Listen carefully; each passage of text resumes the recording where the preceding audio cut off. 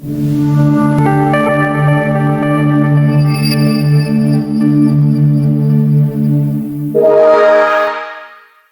teman-teman, selamat datang pada video pembelajaran Praktikum SAP 01 Fundamental Modul 1 bersama ERP Laboratory.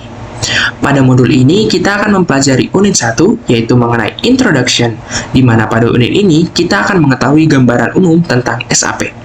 Sebelumnya, perkenalkan nama saya John Eris Bobi Situmorang dengan kode asisten JEPS, dan pada kesempatan kali ini saya akan menjelaskan beberapa figur. Pada unit 1 terdapat figur 1-1 yang dapat kalian buka pada halaman 1-3 mengenai SAP The Company. Sebelum masuk ke pembahasan utama dalam figur 1-1, mari kita bahas terlebih dahulu apa itu SAP. SAP adalah sebuah perusahaan yang menyediakan aplikasi bisnis berbasis ERP atau Enterprise Resource Planning, di mana SAP dirancang untuk membantu perusahaan mengelola seluruh proses bisnis mereka, mulai dari logistik, keuangan, SDM, dan lainnya, sehingga proses bisnis menjadi lebih efisien dan efektif. Perusahaan SAP sendiri didirikan pada tahun 1972 oleh 5 mantan karyawan IBM Jerman yang memiliki visi terhadap potensi teknologi untuk bisnis. Dan mereka sepakat untuk membangun perusahaan yang diberi nama SAP dengan visi menciptakan perangkat lunak bisnis yang memungkinkan pemrosesan data secara langsung atau real time. Selanjutnya terdapat figur 1-2 yang dapat kalian buka pada halaman 1-5 mengenai SAP Continued Growth. Pada figur 1-2, kita akan membahas perkembangan perusahaan SAP Foundation. Pada tahun 1972, SAP berhasil menciptakan aplikasi akuntansi keuangan yang disebut R1 dengan hanya memiliki 9 karyawan pada saat itu. Seiring berjalannya waktu, SAP mengalami perkembangan yang sangat signifikan setiap tahunnya. Dan pada tahun 2000, SAP berhasil mengembangkan mysap.com, dan pada tahun 2004, dari perkembangan sebelumnya, SAP meluncurkan MySAP Business Suite serta SAP NetWeaver. Kemudian kita lanjutkan pada figur 1-3 yang dapat kalian buka pada halaman 1-7 mengenai Branch Offices and Subsidiaries. Pada figur 1-3 di halaman 1-7, dalam gambar ini dibahas lokasi-lokasi perusahaan atau kantor cabang SAP Foundation di seluruh dunia. SAP memiliki anak perusahaan jaringan pusat pengembangan untuk mengembangkan produk mereka, serta pusat pelatihan bagi karyawan dan pengguna SAP. Seperti yang terlihat di gambar, pusat pengembangan SAP berada di beberapa lokasi seperti Palo Alto, Sofia, Antipolis, Tokyo, Shanghai, dan lainnya. Selain itu, SAP memiliki anak perusahaan di lebih dari 50 negara termasuk Jerman, Brazil, Amerika, Jepang, dan berbagai negara lainnya. Selanjutnya, pada unit 1 juga terdapat figur 1-4 yang dapat kalian buka pada halaman 1-8 mengenai SAP Employees. Mengacu pada figur 1-4 di halaman 1-8, pembahasan berfokus pada jumlah dan jenis karyawan di SAP. Saat ini, SAP memiliki lebih dari 30.000 karyawan termasuk developer, konsultan, pelatih, akuntan, teknisi, dan banyak peran lainnya. Salah satu peran yang akan dibahas adalah konsultan SAP. Konsultan SAP bertugas membantu implementasi dan pengelolaan sistem ERP untuk meningkatkan efisiensi operasional dan produktivitas perusahaan. Tugas mereka meliputi analisis kebutuhan bisnis, perancangan sistem, konfigurasi perangkat lunak, dan lain-lain. Nah, gaji seorang konsultan SAP bervariasi, tergantung pada pengalaman. Di Indonesia, gaji untuk konsultan SAP fresh graduate berkisar antara 5-15 juta rupiah. Sedangkan untuk konsultan senior bisa mencapai 15-70 juta rupiah. Sebelum menjadi konsultan SAP, ada beberapa langkah yang perlu diambil, seperti mengikuti pelatihan, memahami produk SAP, mendapatkan sertifikasi SAP, serta menguasai soft skill dan hard skill yang relevan dengan peran yang diinginkan. Nah, sekian penjelasan figur yang dapat saya sampaikan. Figur selanjutnya akan dijelaskan oleh asisten selanjutnya. Sekian dan terima kasih. Perkenalkan, saya Kamalia Skaramadani dengan kode asisten LEIA akan menjelaskan figur selanjutnya, yaitu figur 1-5 mengenai referensi customer dan mitra yang dapat teman-teman buka pada halaman 1-9. Pada figur 1.5 dapat diperhatikan bahwa SAP berkolaborasi dengan penyedia software untuk memastikan bahwa solusi bisnis SAP dan sistem aplikasi lainnya dapat berkomunikasi dengan lancar. Program mitra software SAP menyediakan interface standar untuk mengintegrasikan produk-produk tambahan ke dalam solusi SAP. Mitra layanan mendukung pelanggan SAP selama pemilihan, implementasi, dan penggunaan operasional produk SAP.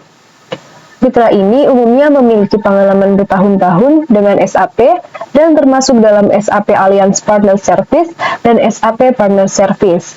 Untuk membuktikan keahlian mereka dalam produk atau solusi SAP tertentu, perusahaan mitra dapat mengikuti proses kualifikasi yang nantinya menghasilkan status Special Expertise Partner.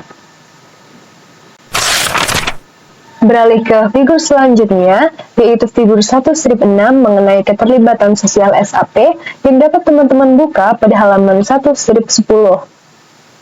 Sebagai perusahaan penyedia software global terkemuka, SAP memiliki tanggung jawab untuk memastikan bahwa proses bisnisnya lancar dan transparan. Namun, SAP tidak hanya memiliki tanggung jawab kepada pelanggan dan mitranya, tetapi juga kepada masyarakat secara umum. Oleh karena itu, keterlibatan sosial merupakan komponen penting dari strategi perusahaan SAP. Keterlibatan sosial SAP terlihat melalui berbagai aspek. Yang pertama, kewarganegaraan korporat. SAP mempromosikan kemitraan dan kerjasama dengan semua organisasi sosial yang juga menghormati tujuan ini, serta aktif terlibat dalam kegiatan sosial, ilmiah, dan budaya. Yang kedua, keterlibatan regional. Mendorong pengembangan, meraih peluang masa depan melalui inovasi. Di bawah moto ini, SAP mendukung organisasi dan institusi di wilayah lokal dari kantor cabangnya. Yang ketiga, hubungan dengan pemerintah. SAP mendukung program nasional dan internasional yang ramah pelanggan, adil, dapat diandalkan, dan didasarkan pada ekonomi pasar. Keempat, sponsorship olahraga. SAP berperan aktif dalam mendukung acara olahraga kompetitif sebagai sponsor mereka. Figur selanjutnya yaitu figur 1.7 yang bisa teman-teman buka pada halaman 1.11 mengenai internet portal SAP. Sebagai sumber utama informasi terkait produk, layanan, dan mitra, SAP menyediakan portal internet SAP. Untuk mengakses berbagai informasi tersebut, pengguna diarahkan untuk mengunjungi situs web resmi SAP di www.sap.com.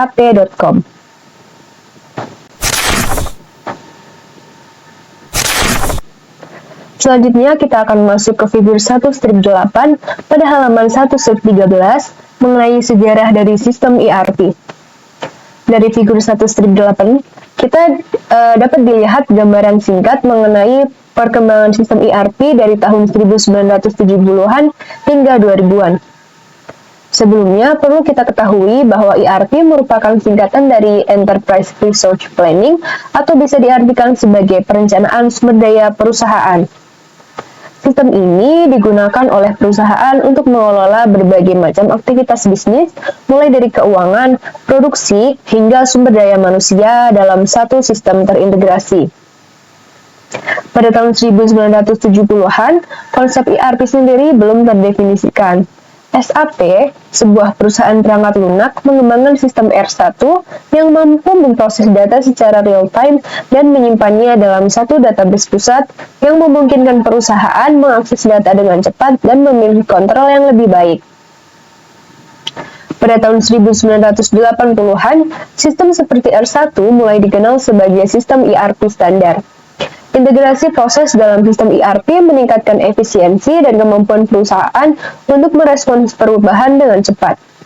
Pada tahun 1990-an, munculnya internet memicu pertumbuhan ekonomi digital. Perusahaan-perusahaan baru bermunculan dengan aplikasi berbasis internet.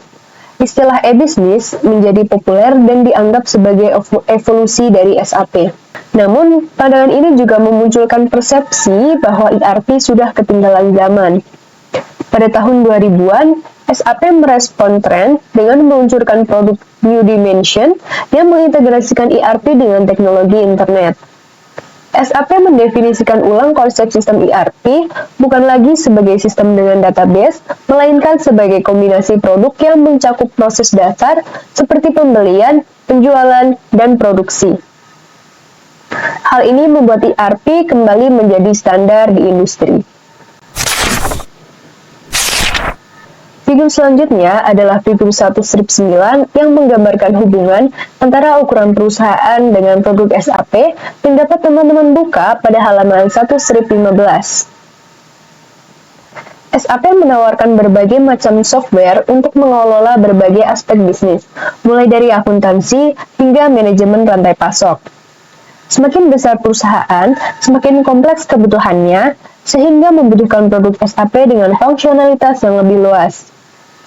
SAP sendiri memiliki beberapa produk, di antaranya yang pertama MySAP Business Suite, yaitu produk dengan fungsionalitas paling lengkap, cocok untuk perusahaan besar dengan kebutuhan bisnis yang sangat kompleks. Yang kedua, ada MySAP ERP, yaitu menyediakan fungsionalitas yang luas, namun lebih fokus pada proses inti perusahaan. Yang ketiga, MySAP All-in-One, yaitu produk yang telah dikonfigurasi sebelumnya, cocok untuk perusahaan menengah yang membutuhkan solusi siap pakai.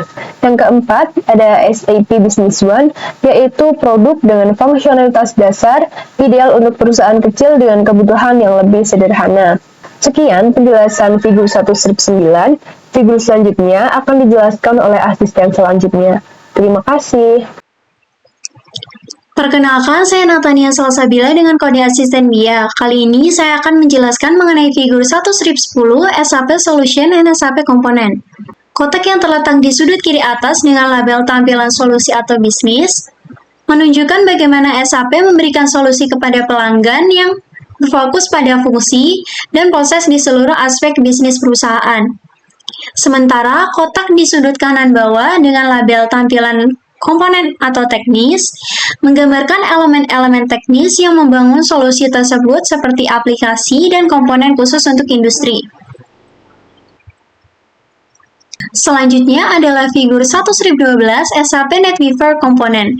Pada figur ini terdapat berbagai komponen yang dimiliki oleh SAP NetWeaver, yaitu SAP Auto ID Infrastructure, SAP Exchange Infrastructure, SAP Mobile Infrastructure, SAP Enterprise Portal, SAP Solution Manager, SAP Business Information Warehouse, SAP Master Data Management. Figur selanjutnya adalah figur 1/14 MySAP ERP Komponen. Dalam figur tersebut, terdapat 3 komponen tambahan yang tidak termasuk dalam SAP NetWeaver, yaitu C Project Suite, SAP ECC ERP Central Component, dan SAP SEM, Strategic Enterprise Management. Ketiga komponen ini ditandai dengan warna yang berbeda dan lebih terang, sementara warna yang lebih gelap menunjukkan komponen yang termasuk dalam SAP NetWeaver. Beralih ke figur selanjutnya di halaman 1/21, yaitu figur 1/17 MySAP Business Suite Komponen. Dalam figur ini terlihat 3 komponen baru tambahan yang ditandai dengan warna yang lebih cerah. SAP CRM, Customer Relationship Management, SAP SCM, Supply Chain Management, dan SAP SRM, Supplier Relationship Management. Terlihat bahwa MySAP Business Suite memiliki struktur yang jauh lebih kompleks dan mencakup komponen dari MySAP ERP serta SAP NetWeaver.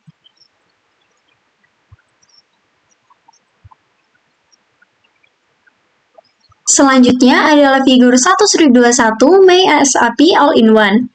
MySAP All-in-One adalah paket versi industri spesifik dalam MySAP Business Suite. Dilengkapi dengan berbagai alat konten dan metodologi tambahan untuk meningkatkan efektivitas bisnis. Beberapa manfaat yang ditawarkan meliputi implementasi yang cepat dan biaya yang transparan, peningkatan produktivitas dan pengendalian biaya karena semua unit terintegrasi dalam satu alat. Mitra bisnis yang dapat diandalkan yang menyediakan solusi seperti perangkat keras, perangkat lunak, dan konsultasi sesuai kebutuhan bisnis. skalabilitas yang fleksibel, serta sistem teknologi yang kuat mendukung pertumbuhan pada perusahaan kecil. Sekian dari saya, selanjutnya akan dijelaskan oleh asisten lain. Pada figur 1-22 di halaman 1-27, di sini kita akan membahas SAP Business One dan materi tambahan mengenai produktivitas, pengambilan keputusan, serta skalabilitas sistem. Pertama-tama mari kita bahas dari isi Business One terlebih dahulu. SAP Business One terdiri dari beberapa modul utama seperti Financials, Human Resource, Logistik, dan Customer Relationship Management. SAP Business One juga terintegrasi dengan MySAP Business Suite, memungkinkan perusahaan untuk mengelola berbagai aspek operasional dengan lebih efisien. Lalu yang kedua ada peningkatan produktivitas dan pengendalian biaya. Seperti yang sudah dijelaskan sebelumnya, antarmuka SAP Business One dirancang sederhana, sehingga pengguna dapat dengan cepat belajar, yang dimana hal ini meningkatkan produktivitas dan mengurangi biaya. Dengan teknologi drag and relate, memungkinkan pengguna untuk menghubungkan berbagai data dengan mudah untuk akses informasi bisnis yang lebih fleksibel. Yang ketiga yakni pengambilan keputusan yang tepat. SAP Business One membantu manajer mengakses informasi strategis dari seluruh area bisnis secara cepat dan efektif. Ini memberikan kontrol penuh atas informasi dan aktivitas yang relevan, sehingga mendukung pengambilan keputusan yang lebih baik. Lalu yang keempat ada skalabilitas. Saat perusahaan tumbuh, proses bisnis menjadi lebih kompleks dan kebutuhan perangkat lunak juga berubah. SAP Business One fleksibel dan dapat dengan mudah menyesuaikan diri dengan pertumbuhan perusahaan yang dapat diperluas dengan fungsi-fungsi tambahan sesuai kebutuhan perusahaan dan dapat memfasilitasi transisi ke sistem IT yang lebih komprehensif seperti MySAP Business Suite. Sekian video pembelajaran praktikum SAP 01 Fundamental Modul 1 mengenai Introduction. Semoga video materi ini bermanfaat bagi teman-teman semua. Terima kasih. Sampai jumpa di praktikum SAP 01 Fundamental Modul 2 dan video materi selanjutnya. Halo teman-teman, selamat datang pada video pembelajaran praktikum SAP 01 Fundamental Modul 1 bersama ERP Laboratory. Pada modul ini kita akan mempelajari unit 2 yaitu mengenai navigation. Jadi di unit 2 ini memulainya dari figur 2.1. Nah, di sini kalian bisa lihat ini adalah the SAP Logon program. Jadi SAP Logon ini adalah program yang disediakan oleh SAP untuk memulai SAP yang menghubungkan komputer pengguna dengan SAP tertentu. Saat kalian menjalankan SAP Logon, jendela akan menampilkan daftar sistem SAP yang dapat diakses untuk memulai proses logon. Daftar ini diambil dari file yang disebut saplogon.ini yang biasanya sudah dikonfigurasi secara terpusat dan tersedia bagi pengguna.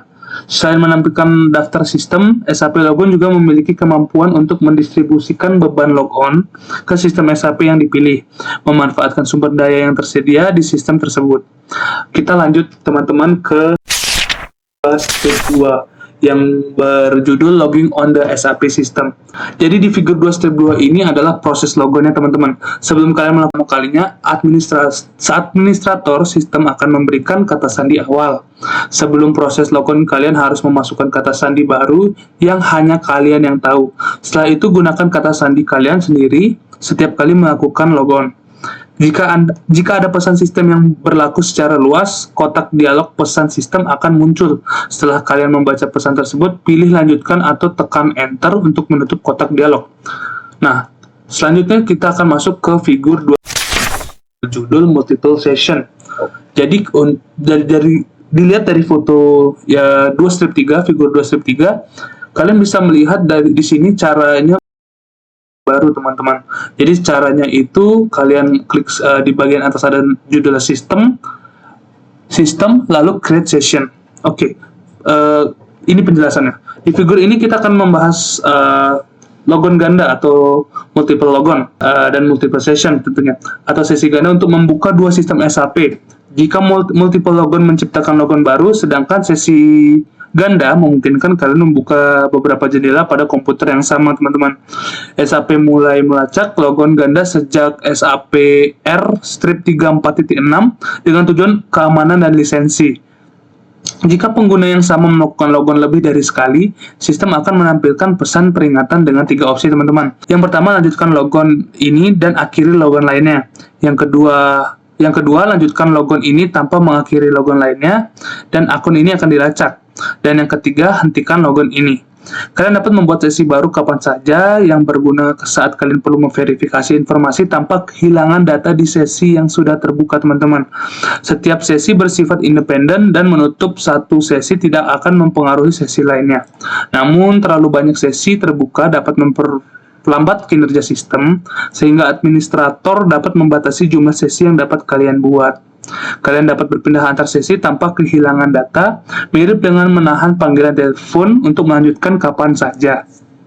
Lalu teman-teman, kita akan masuk ke figur 2 strip 4.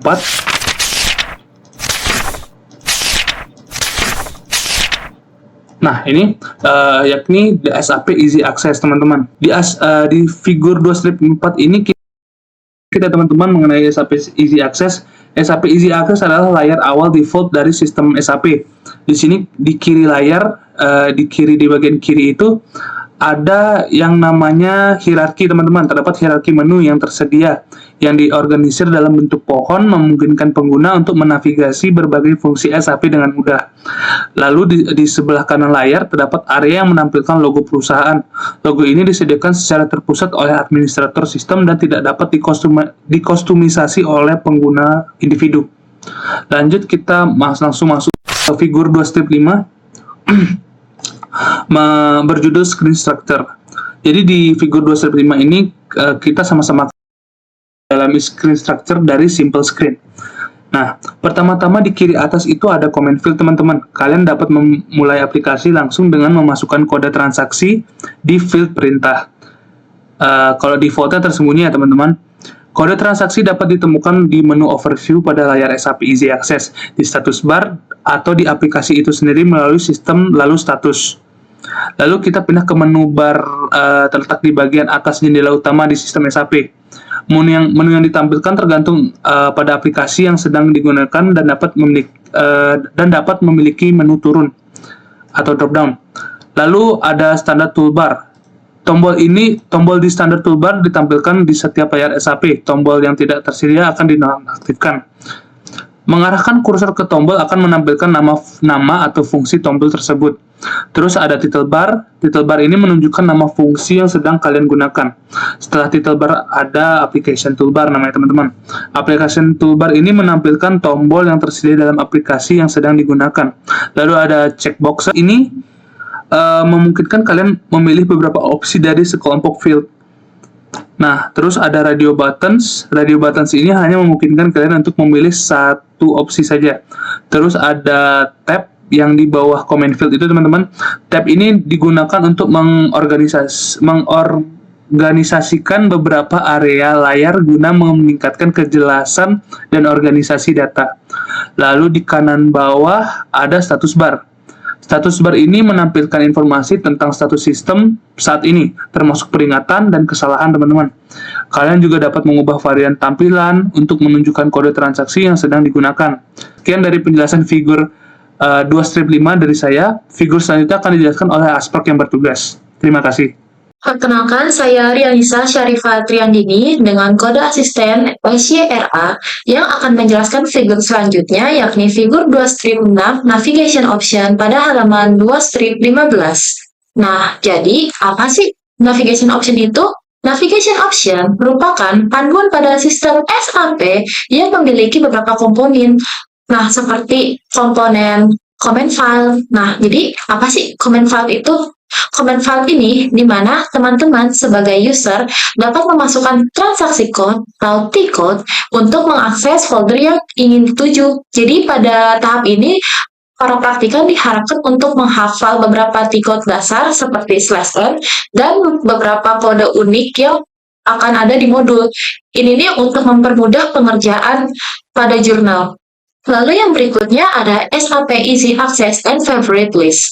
Nah, jadi fitur ini tuh bisa teman-teman akses tanpa harus membuka atau memasukkan T-code pada comment file. Jadi ini tuh seperti fitur favorit di mana dengan teman-teman sekalian membintangkan folder, maka akan tertampil langsung di bagian menu. Lalu yang terakhir ada menu. Nah, menu ini berisikan tentang identitas entah dari identitas praktikan maupun identitas pada SAP. Salah satu contohnya praktikan memiliki 26. Nah, maka pada SAP-nya ini tertampil 26 SAP 01 E26. Lalu berikutnya kita akan lanjut ke yakni figur 2 strip 7 role based user menu. Nah, jadi sebelum itu apa sih role based user menu itu? Role based user menu merupakan aktivitas yang sering digunakan dalam skenario bisnis atau report transaction. Nah, jadi penggunaannya ini nih disesuaikan oleh teman-teman sekalian. Contohnya, saat ini praktikan ditempatkan di bagian logistik. Maka, praktikan hanya bisa mengakses file logistik saja, tidak bisa ke file finansial dan yang lain-lainnya. Berikutnya, kita akan ke figur 2 strip 8, yakni favorite menu. Nah, jadi apa sih favorite menu itu? Favorite menu merupakan sekumpulan link to transaction atau link to file or internet yang berfungsi sebagai shortcut. Nah, jadi para praktikan nggak perlu lagi mengakses menu lainnya dengan penggunaan yang bisa disesuaikan. Jadi ini tuh kurang lebih sama seperti yang dibahas di figur 2 strip 6 pada bagian SAP Easy Access dan Favorite Menu. Nah, lalu yang berikutnya ada figur 2 strip 9 yakni status bar. Jadi, status bar itu merupakan suatu wadah sebagai penyedia informasi general dan transaksi pada SAP sistem berupa pesan pop-up yang tertampil pada sistem SAP. Nah, di sini kan bisa dilihat di sebelah kiri itu ada sistem message, di mana sistem message ini akan tertampil pada saat praktikan sedang progres SAP, entah itu pesan berhasil atau pesan gagal. Nah, pada di sebelah kanan, yakni pesan berupa sistem informasi. Jadi ini tuh menampilkan tentang identitas para praktikan sekalian seperti yang sudah disinggung sebelumnya. Misalnya praktikan memiliki nomor absen 26, maka tertampil pada sistem informasinya itu 26 SAP 01 E26.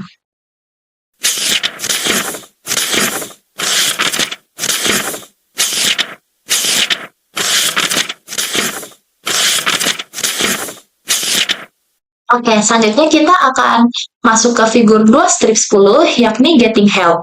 Nah, jadi sebelum itu, apa sih fitur Getting Help ini? Fitur ini memiliki peran yang sangat penting pada SAP, di mana fitur ini sebagai pemandu untuk user dalam menemukan suatu kesulitan.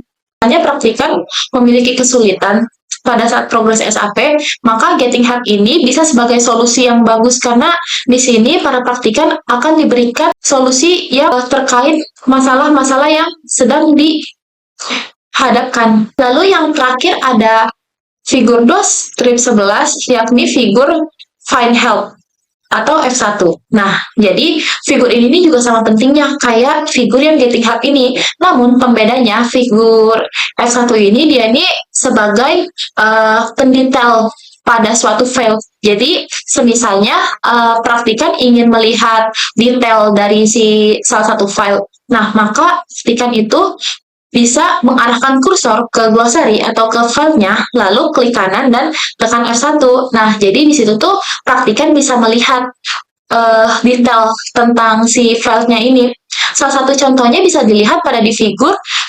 Di figur ini sedang ingin melihat detail dari output image link, makanya dia tuh menekan F1 pada file tersebut.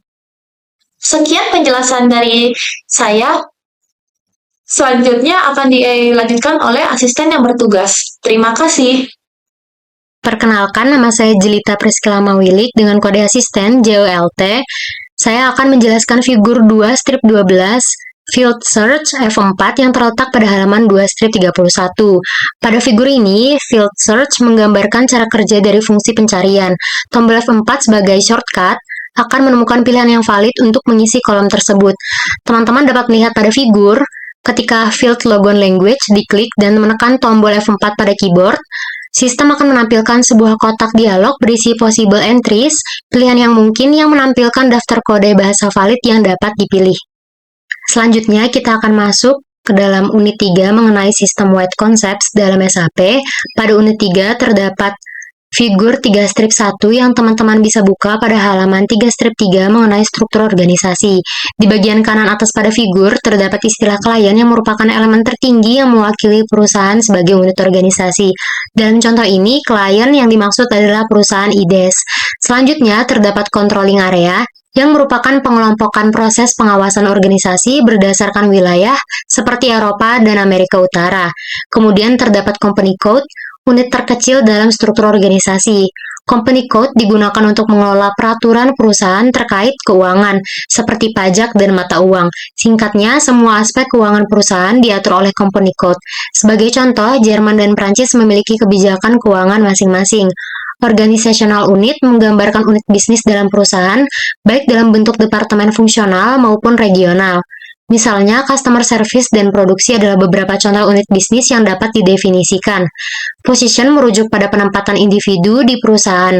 Contohnya, jika organizational unit adalah customer service, posisi yang ada bisa berupa head of department customer service atau staff customer service. Jika organizational unit adalah divisi humas, posisinya bisa mencakup koordinator humas, anggota humas, dan sebagainya. Sales organization merupakan elemen organisasi yang bertanggung jawab atas pengelolaan penjualan dan mengendalikan ketentuan penjualan kepada pelanggan. Sales organization dapat diatur berdasarkan wilayah atau tanggung jawab penjualan produk dan jasa perusahaan. Division adalah kategori produk atau layanan perusahaan, seperti pompa, cat, atau farmasi. Dalam division terdapat distribution channel yang menentukan bagaimana produk didistribusikan kepada konsumen, baik melalui retail maupun grosir. Plant adalah lokasi tempat produksi atau pergudangan dilakukan, sementara storage location merupakan tempat penyimpanan barang di dalam pabrik, yang umumnya diberi kode seperti 001, 002, dan sebagainya. Perlu diperhatikan juga bahwa sales organization, distribution channel, dan division termasuk dalam sales area. Selanjutnya, kita akan masuk ke dalam figur 3 strip 2 pada halaman 3 strip 4. Pada figur ini akan mempelajari tentang IDES Holding Company. IDES merupakan singkatan dari International Demonstration and Educational System. IDES adalah sistem demo yang dikembangkan oleh SAP dan digunakan untuk keperluan pelatihan dan simulasi bagi pelanggan. Dalam figur ini, IDES beroperasi di dua benua, yaitu Eropa dan Amerika Utara, yang dibedakan berdasarkan kode perusahaannya, yaitu 1000 dan 3000. IDES AG memiliki beberapa anak perusahaan yang digunakan untuk mendemonstrasikan berbagai solusi yang disediakan oleh SAP, memungkinkan simulasi proses bisnis yang nyata. Selanjutnya, kita akan memasuki figur 3 strip 3 yang terdapat pada halaman 3 strip 5. Terkait IDES AG, IDES AG memiliki banyak cabang perusahaan yang saling terhubung dan terintegrasi satu sama lain. Teman-teman dapat melihat pada figur bagaimana cabang-cabang ini berinteraksi secara terintegrasi. Semua proses bisnis, termasuk area inti seperti pembelian, penjualan, pemasaran, dan manufaktur dikelola dengan baik. Sebagai contoh, kita bisa membandingkannya dengan PT Astra yang memiliki banyak cabang dan anak perusahaan di seluruh Indonesia. Setiap cabang saling terhubung dan terintegrasi melalui penggunaan sistem SAP untuk mendukung kelancaran operasi perusahaan. Selanjutnya masuk pada figur 3 strip 4 yang membahas mengenai accounting. Pada figur ini dijelaskan AG Main Building dari dua perspektif, yaitu dari sudut pandang manajemen perusahaan dan karyawan. Dari sudut pandang manajemen, fokusnya adalah pada perencanaan dan strategi perusahaan seperti financial planning. Dari sudut pandang manajemen, fokusnya adalah pada perencanaan dan strategi perusahaan seperti financial planning, optimasi proses bisnis, strategi, serta pemantauan kompetitor. Sedangkan dari sudut pandang karyawan sebagai eksekutor, mereka dapat mengakses sistem melalui portal, menampilkan data pribadi mereka sendiri, dan melakukan layanan mandiri. Selanjutnya masuk pada figur 3 strip 5. Pada halaman 3 strip 7, master data adalah seluruh informasi penting yang dibutuhkan oleh perusahaan untuk menjalankan transaksi dan aktivitas operasionalnya. Dalam SAP, master data diintegrasikan di setiap area sehingga dapat diakses oleh semua pengguna. Ada 4 jenis master data di SAP. 1. Customer master, 2. Material master, 3. Personnel record, 4. Vendor master. Customer master merupakan jenis master data pertama yang berisi informasi utama yang menentukan hubungan bisnis antara perusahaan dan pelanggan. Pada figur ini, lingkaran abu-abu melambangkan master data di SAP, di mana gambar orang menunjukkan bahwa data ini terkait dengan pelanggan. Di sebelah kanan terdapat klien yang mengelola data pribadi pelanggan seperti nama, alamat, dan bahasa yang digunakan. Lalu ada company code yang mengatur aspek keuangan pelanggan. Terakhir, bagian sales area mengelola informasi yang berhubungan dengan pelanggan, termasuk penjualan, pengiriman, parameter penagihan, dan mitra bisnis. Customer master data terdiri dari 3 bagian. Pertama, general data, yaitu data umum yang berlaku untuk semua company code. Kedua, data for company codes, yaitu data yang berisi perjanjian khusus antara perusahaan dan pelanggan. Ketiga, data for sales, yaitu data yang memiliki karakteristik berbeda untuk setiap transaksi penjualan perusahaan. Sekian penjelasan terkait figur 3/5, selanjutnya akan dilanjutkan oleh asisten yang bertugas. Terima kasih. Assalamualaikum warahmatullahi wabarakatuh. Perkenalkan, nama saya Suzanne Putri dengan kode asisten SUZY. Di sini saya akan menjelaskan figur selanjutnya, yaitu figur 3/6 pada halaman 3/7 mengenai jenis master data yang kedua, yaitu material master. Material master data berisi informasi yang dibutuhkan perusahaan untuk mengelola seluruh material di perusahaan mereka. Dengan material master data ini, kita dapat mempelajari bagaimana produk atau material dapat dibeli, dijual, diproduksi, dan disimpan dalam perusahaan. Seperti yang bisa kita lihat pada gambar, ada lingkaran abu-abu di sebelah kiri, menandakan bahwa ini adalah master data. Gambar yang digunakan adalah kasur atau tempat tidur yang menunjukkan bahwa master data ini berkaitan dengan produk atau material. Nah, terdapat 4 level dari material master. Yang pertama ada klien, yaitu fungsinya untuk menyimpan informasi data valid setiap perusahaan yang terkait dengan material. Contohnya seperti nomor materialnya, volume dan berat materialnya, dan satuan pengukuran yang digunakan untuk mengukur materialnya. Kemudian yang kedua ada sales organization and distribution channel, berisi semua informasi yang berkaitan dengan penjualan dan pengiriman material. Yang ketiga ada plan, yaitu unit utama di bidang produksi. Ini mencakup berbagai informasi seperti stock valuation, parameter perencanaan, dan parameter pembelian, hingga prognosis atau prediksi ramalan. Nah, prognosis ini tuh dibutuhin buat memprediksi berapa banyak sih barang yang bakal kita produksi ke depannya. Yang terakhir ada storage location, yang merupakan gudang yang ada di dalam plan. Storage location ini memungkinkan kita untuk membedakan atau memisahkan setiap barang yang ada di gudang. Nah, storage location ini tuh terdapat information di dalamnya, seperti requirement planning atau perencanaan kebutuhan. Physical inventory adalah proses pencocokan jumlah persediaan barang yang ada di SAP accounting dengan jumlah barang yang ada di gudang. Selanjutnya kita akan memasuki figur 3/7 pada halaman 3/8 mengenai master data yang ketiga, yaitu personnel record. Sebelumnya teman-teman semua diharapkan menambahkan job setelah organizational unit dan sebelum position terlebih dahulu. Jadi urutannya berubah menjadi organizational unit, jobs, position, dan yang terakhir ada person atau user. Nah, organization unit merupakan unit-unit yang ada di suatu perusahaan yang dikelompokkan berdasarkan fungsi atau regionalnya. Misalnya, customer service yang udah dibagi berdasarkan fungsinya. Yang kedua ada jobs, merupakan klasifikasi pekerjaan secara umum. Karena di atas departemennya adalah customer service, maka pekerjaannya juga di bidang customer service. Kemudian yang ketiga ada position, merupakan gambaran konkret dari suatu jabatan yang diterima. Karena jabatan yang diterima adalah customer service, maka posisinya di sini adalah sebagai customer service untuk perwakilan di wilayah Tenggara. Yang terakhir ada person atau user, merupakan orang yang menempati posisi dari suatu pekerjaan. Contohnya ada Anne Albrecht, seorang karyawan yang menempati posisi customer service untuk perwakilan di wilayah Tenggara tersebut. Nah, bagian person atau user inilah yang masuk ke dalam master data personnel record. Nah, terakhir kita akan memasuki figur 3/8 yang terletak pada halaman 3/9 mengenai transaction yang merupakan figur terakhir yang ada di modul 1 ini. Jadi, transaction merupakan contoh dari transaksi penjualan.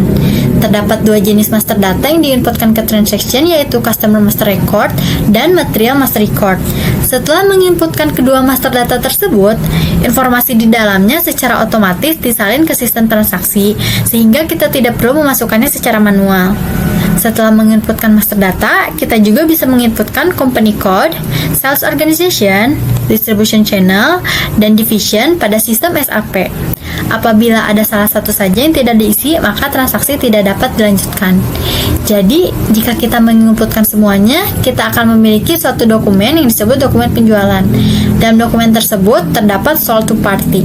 Sold to party ini merupakan salah satu dari 4 jenis customer. 4 jenis customer tersebut antara lain, yang pertama ada sold to party, yaitu orang yang memesan atau mengorder barang. Yang kedua ada ship to party, yaitu orang yang menerima barang. Yang ketiga ada bill to party, yaitu orang yang menerima tagihan. Yang terakhir ada pay to party atau orang yang membayar tagihan. Jadi kenapa di figur itu sold to party? Karena customer di figur berperan sebagai pembeli yang memesan atau mengorder barang. Sekian video pembelajaran praktikum SAP 01 Fundamental Modul 1. Semoga video ini bermanfaat bagi teman-teman semua. Terima kasih, sampai jumpa di praktikum SAP 01 Fundamental Modul 2 dan di video materi selanjutnya.